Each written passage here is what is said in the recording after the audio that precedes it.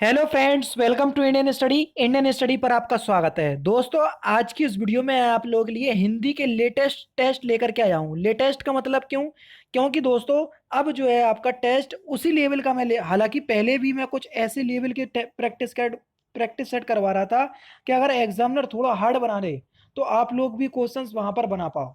लेकिन अब मैं सोच रहा हूँ कि काफ़ी बच्चों के कमेंट्स आ रहे हैं कि सर बहुत हार्ड हो गया है, इतना हार्ड नहीं आएगा। तो मैं भी समझता हूँ इस बात को, क्योंकि जो यूपी पुलिस कांस्टेबल का पेपर हुआ था, आप सभी लोग जानते हैं, उसमें हिंदी बिल्कुल लगभग हलवा ही थी, चार पांच क्वेश्चंस को छोड़ करके। ठीक है, तो आज मैं आप लोगों के लिए जो क्वेश्चंस लेकर के आया हूँ वो यूपी जेल वार्डर के लिए बहुत इंपॉर्टेंट है। वीडियो को देखना और लेवल कैसा लगा क्वेश्चंस का तो कमेंट बॉक्स में जरूर बताइएगा, क्योंकि आप लोगों का फीडबैक से ही मुझे पता चलता है कि आप लोगों को वीडियो अच्छी लग रही है या नहीं। ठीक है, तो कमेंट बॉक्स में जरूर से बताइएगा। निम्नलिखित में से कौन सा शब्द जो है वो स्त्रीलिंग है? Question number 6। अच्छा, शुरू के 5 क्वेश्चंस आपके फिर से चले गए काहे में? वही गद्यांश में। तो कौन सा शब्द स्त्रीलिंग है? तो देखो, बातचीत। बातचीत शब्द जो है वो एक स्त्रीलिंग शब्द है, यानी कि इस क्वेश्चन का चौथा ऑप्शन जो है वो आपका बिल्कुल करेक्ट हो जाएगा। ठीक है, नेक्स्ट क्वेश्चन आपके सामने। इस सवाल का जवाब इस सवाल का जवाब तो कोई भी शिक्षक दे सकता है। वाक्य में आए जो भी शब्द आया तो शब्द क्या है वो? जल्दी बताइए। जो भी शब्द है वो कैसा शब्द है? तो आपका सही आंसर हो जाएगा, वह एक निपात शब्द है। जो अव्यय किसी शब्द या पद के बाद जुड़कर उसके अर्थ में एक विशेष प्रकार का बल भर देता है उसको हम निपात कहते हैं। निपात कहते हैं। जैसे कोई भी, इसने एक बल प्रकट कर दिया और बल भर दिया, तो भी शब्द जो है वो एक निपात शब्द है। समझ गए?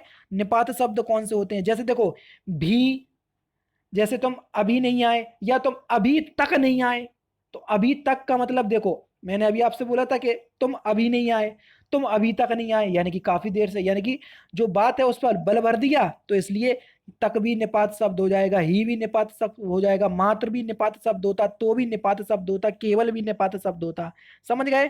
प्यास का तत्सम क्या होगा? प्यास का तत्सम, तो प्यास का तत्सम हो जाएगा पिपासा।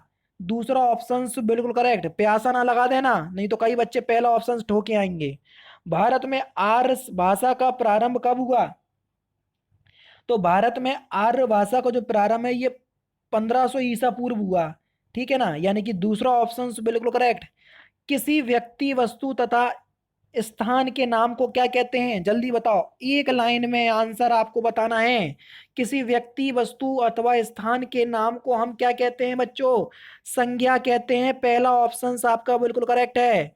निम्नलिखित में से एक शब्द वर्तनी की दृष्टि से अशुद्ध यानी कि गलत है। अशुद्ध वर्तनी को चिन्हित कीजिए, कौन सा वर्ड जो है वो गलत है? जल्दी बताओ। तो आपका सही आंसर हो जाएगा अंतर्गत। गलत लिखा हुआ है, जो आपकी आधे रा की मात्रा है वो यहां पर लगेगी, ना कि यहां पर।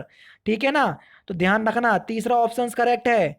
बच्चे छत पर खेल रहे हैं, इस वाक्य में रेखांकित शब्द में प्रयुक्त कारक बताइए। पर जो है वो एक कारक चिन्ह है, इस वाक्य में कौन सा कारक है? तो मैं आपको बता चुका हूं कि पर कारक चिन्ह कौन से कारक में आता है? अधिकरण कारक में। चौथा ऑप्शन आपका बिल्कुल करेक्ट होगा। कौन सा कारक है?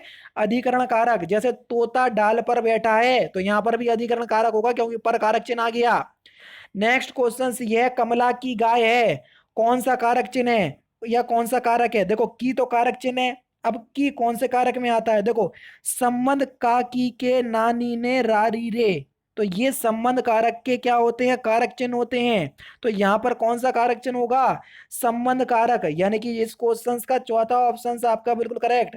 जैसे दिनेश का पुत्र अमेरिका गया, तो यहां पर की नहीं आया, कारक चिन्ह का आ गया, और का कारक चिन्ह भी संबंध कारक में आता। का की के नानी ने रारी रे, ये सभी संबंध कारक में आते। समझ रहे? नेक्स्ट क्वेश्चन 14 से 16 तक आपको समानार्थक शब्द बताना है, समानार्थक शब्द का चयन करना है। अभिक का समानार्थी शब्द क्या होगा? जल्दी बताओ, अभिक का। तो आपका सही आंसर क्या हो जाएगा? जानकार। पहला ही ऑप्शन आपका बिल्कुल करेक्ट हो जाएगा। नेक्स्ट क्वेश्चन की तरफ बढ़े। अभिक का समानार्थी का मतलब पर्यायवाची होता है, नहीं तो कई बच्चे ना समझ पाए, वही बात है। परिमल का पर्यायवाची बताओ। तो परिमल का पर्यायवाची क्या हो जाएगा? तो सही आंसर हो जाएगा आपका ऑप्शन नंबर बी, सर्वोत्तम गंध, यानी कि इस क्वेश्चन का दूसरा ऑप्शन आपका बिल्कुल करेक्ट हो जाएगा। ठीक है ना। परिमल के अन्य पर्यायवाची भी, जैसे चंदन भी परिमल का पर्यायवाची होगा, कुमकुम भी होगा। ठीक है, सुख के तो आप उल्लास बता सकते।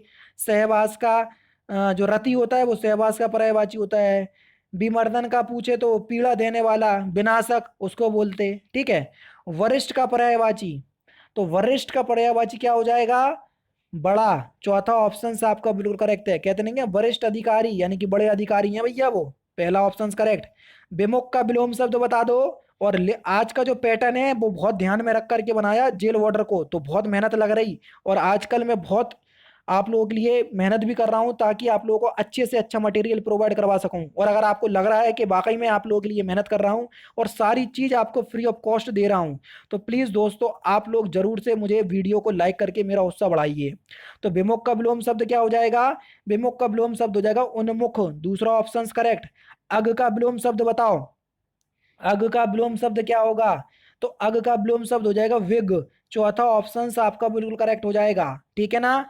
अल्पग का क्या होगा, भौतुग, भौतुग का क्या हो जाएगा, अल्पग, वो तो विलोम में आराम से पता चल जाएगा। सर्वक का क्या हो जाएगा, अल्पग। ठीक है। नेक्स्ट क्वेश्चन, किस विकल्प में सुत और सूत और सुत शब्द का सही अर्थ बताइए।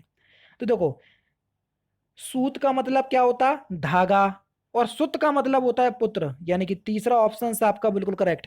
ठीक है ना। तीसरा ऑप्शन आपका बिल्कुल करेक्ट। नेक्स्ट क्वेश्चन आपके सामने, अर्क शब्द से के आशय क्या है, जल्दी बताइए, अर्क शब्द से क्या आशय है। अर्क शब्द का आपको अर्थ बताना है, तो इसका अर्थ हो जाएगा सूर और मदार, चौथा ऑप्शन करेक्ट। लालची शब्द में प्रत्यय बताइए, प्रत्यय किसी भी शब्द के कहाँ लगते बताओ जल्दी, पीछे, बहुत बढ़िया।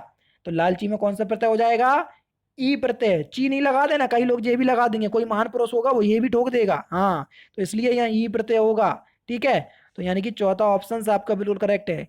देखो, अगर इसमें हम ई की मात्रा हटा दे रहे हैं तो क्या बन रहा, लालच, और लालच एक शब्द होता, और ई ये आपका प्रत्यय हो जाएगा, तो यानी कि ई प्रत्यय इसमें जुड़ा तो ये लालची बन गया, समझ गए। तो इस तरीके से प्रत्यय विग्रह होता है। कार प्रत्यय से निर्मित कौन सा नहीं है, यानी कि कौन से शब्द में कार प्रत्यय नहीं है, पत्रकार में है, कलाकार में है, कुंभकार में है, बड़कपन में तो पन प्रत्यय है, यानी कि यहाँ पर तो है नहीं है, यानी कि चौथा ऑप्शन करेक्ट।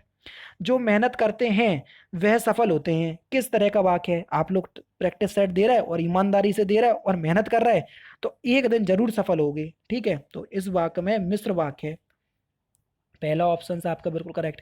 जिस वाक्य रचना में एक प्रधान वाक्य तथा एक या एक से अधिक अधिक आमिश्रित या आश्रित उपवाक हों तो उन्हें हम मिश्र वाक्य कहते हैं। देखो, ये वाक्य जो है वो इस पर आश्रित है, मेहनत नहीं करोगे इसका मतलब तो सफल नहीं होगे, तो एक एक दूसरे के ऊपर आश्रित हैं, तो जो आश्रित वाक्य होते हैं उनको ही हम मिश्र वाक्य कहते हैं, पहला ऑप्शन करेक्ट। सदा सच बोलना चाहिए, इस यह किस प्रकार का वाक्य भेद है, तो ये किस प्रकार का, ये इच्छावाचक है, आपकी इच्छा है। ठीक है, लेकिन हाँ अच्छी बात भी है और सत्य बोलना भी चाहिए। दीर्घ सूत्री का अर्थ क्या है, तो दीर्घ सूत्री का अर्थ होता है धीमी गति से कार्य करने वाला, यानी कि चौथा ऑप्शन आपका बिल्कुल करेक्ट हो जाएगा। ठीक है। लंबी कद काठी वाला उसको क्या बोलते हैं, दीर्घांगी। ठीक है ना। नेक्स्ट क्वेश्चन, जहां लोगों का मिलन हो, वाक्यांशों के लिए एक शब्द क्या होगा, तो जहां लोगों का मिलन हो उसको बोलेंगे हम सम्मेलन, तीसरा ऑप्शन बिल्कुल करेक्ट। चंद्रमौली शब्द में कौन सा समास है, चंद्रमौली, जल्दी बताओ, चंद्रमौली शब्द में कौन सा समास है, तो यहां पर हो जाएगा आपका कौन सा, बहुव्रीहि समास, यानी कि पहला ऑप्शन आपका बिल्कुल करेक्ट हो जाएगा। ठीक है ना। देखो, चंद्रमौली जो है इसका तात्पर्य किससे है, शंकर जी से। ठीक है, या शंकर का पर्यायवाची होता है चंद्रमौली। और जहां भगवान के नाम आ जाए आंख बंद करके बहुव्रीहि समास लगा लो, समास नहीं आते तो मेरी समास वाली वीडियो अपलोडेड है, जब यूपी पुलिस कांस्टेबल की वीडियो आई, वैकेंसी आई, तो उस समय मैंने आप लोगों को पढ़ाया था समास, तो वो वीडियो देख लीजिए। और अगर आप चाहते हो नई वीडियो अपलोड कर दूं तो मुझे बता देना, तो मैं नई वीडियो भी अपलोड कर दूंगा, मुझे कोई दिक्कत नहीं है। ठीक है। यहाँ पर देखो क्या दिया हुआ है, 28 और 29 वाक्य में क्या करना है आपको, यदि सभी खंड त्रुटि रहित हों तो कोई, अच्छा इसमें बताना है कि किस पार्ट में गलती है, जल्दी बताओ। यद्यपि वह अस्वस्थ है परंतु कार्यालय ठीक समय पर पहुंच जाता है, इसके किस भाग में गलती है, तो आपका जो सही आंसर हो जाएगा बी पार्ट में, क्योंकि यद्यपि के साथ जो है वो तथापि का प्रयोग होता है। किसका? तथापि का। यहां पर अगर यद्यपि लग गया तो परंतु की जगह तथापि आएगा, तो यहां पर परंतु लग गया, तो यहां पर तो बी पार्ट में गलती है। ठीक है। नेक्स्ट क्वेश्चन, मैं और मेरा मित्र संध्या काल के समय उससे मिलने जाएंगे, तो इसके किस पार्ट में गलती है? तो देखो इसके बी पार्ट में गलती है। देखो संध्या काल में काल का तात्पर्य समय से होता है, और ससंध्या काल या संध्या के समय में कोई भी शब्द आएगा, ठीक है, यानी कि काल नहीं आएगा, तो दूसरा ऑप्शन बिल्कुल करेक्ट, संध्या के समय मिलने जाएंगे। अब देखो यहाँ पर संज्ञा काल का मतलब भी समय हो गया और यहाँ पर भी समय आ गया, तो या तो संध्या आ जाए तो ठीक है, और संध्या काल आ रहा तो समय नहीं आएगा। तो समझ गए ना। नेक्स्ट क्वेश्चन, भाववाच्य का प्रयोग किसमें नहीं हुआ? भाववाच्य का प्रयोग किसमें नहीं हुआ? देखो जिस वाक्य में कर्म की प्रधानता हो वहां कर्मवाच्य होता है, कर्मवाच्य का मुख्य बिंदु कर्म होता है। जैसे देखो मैं आपको समझाने की कोशिश कर रहा हूं, मुझसे यह बोझ उठाया ना जाएगा, तो इस वाक्य में कर्मवाच्य का प्रयोग हुआ है, और कर्मवाच्य मैंने आपको बता दिया जिस वाक्य में कर्म की प्रधानता हो वहां कर्मवाच्य होता है, तो तीसरा ऑप्शन करेक्ट। निम्नलिखित वाक्यों में से रिक्त स्थान को भरना है। मुझे फिल इन द ब्लैंक्स है कि आप मेरे मनोभाव ना समझ सके। मुझे क्या है? दुख है, मुझे खेद है। दुख कई लोग लगाएंगे, दुख नहीं लगाना, मुझे खेद है कि आप मेरे मनोभाव ना समझ सके, तो पहला ऑप्शन करेक्ट। इसलिए मैंने आपको पहले दुख पढ़ करके बताया, क्योंकि कई बच्चे लगा देंगे दुख। अपनी खिचड़ी अलग पकाना, मुहावरे का सही अर्थ क्या है? तो इस मुहावरे का सही अर्थ है संगत से हटकर काम करना, तीसरा ऑप्शन करेक्ट। सांप को दूध पिलाना, इस मुहावरे का सही अर्थ क्या है? तो इस मुहावरे का सही अर्थ क्या हो जाएगा? शत्रु का पोषण करना, तीसरा ऑप्शन करेक्ट। निस्दिन बरसत नयन हमारे, इस पंक्ति में कौन सा रस है?